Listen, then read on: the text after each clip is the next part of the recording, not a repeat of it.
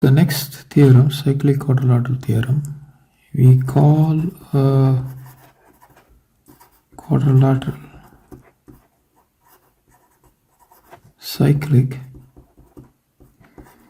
if all of its vertices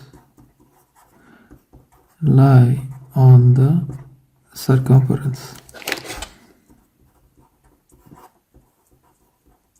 of the circle. Now I take the point A, B, C, D. A, B, C, D are the vertices of a cyclic quadrilateral. Now what is so unique about this? For a cyclic quadrilateral,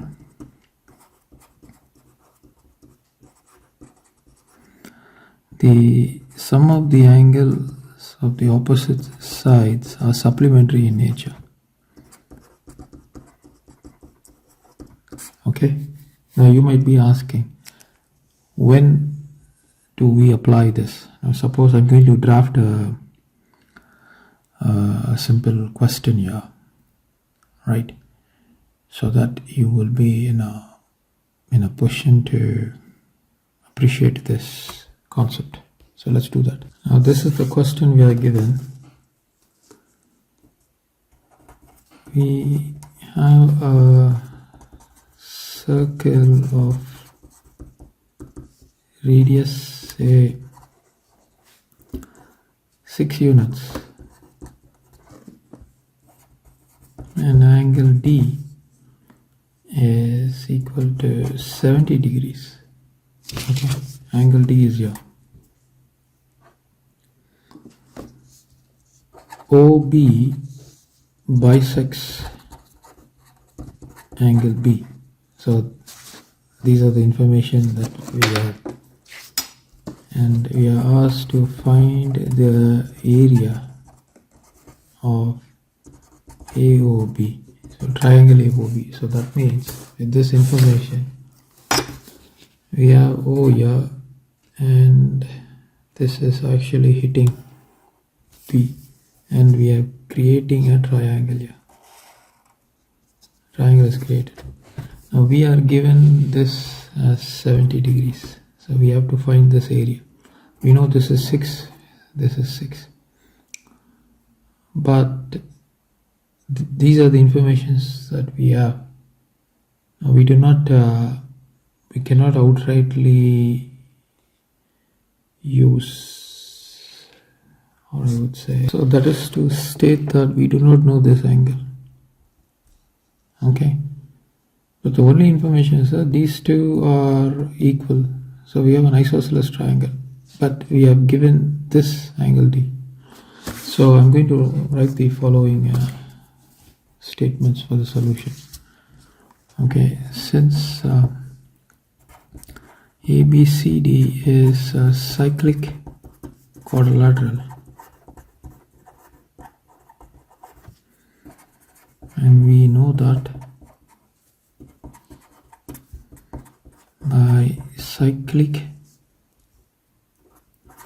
quadrilateral theorem, the sum of the opposite angles equals, or I will say is equals 180. It means supplementary. This means angle B plus angle D is 180. Since angle D is 70, you have 70 is equal to 180 plus angle B. So angle B is 180 minus 70. So from 180 you take away 70, 0, you have 110, 110, angle B. Angle B is 110, so this entire angle is 110. But this angle which we talking about, that angle is going to be 55 because we are given OB is a bisector, so it bisects the angle. So since it's isosceles, this angle will also be 55. If these two angles are 55, from 110, or I would say from 180, we take away 110. Okay. So what do we get if I were to take away 110? 0 from 8 you take away 1, you get 7. This angle is 70 degrees. But do not assume that whenever you get 70 degrees, right, this is the set condition. We do not know, right? So for this situation, for this specific situation, because of the cyclic nature, we have got this. So I can now get the area of triangle AOB, which is going to be half times OA multiplied with OB times sine of 70 degrees. So this is half times 6 times 6 sine of 70 degrees. This is going to give me 18 times sine of 70. Now you can use your calculator and find the value of sine of 70. So let me take sine of 70.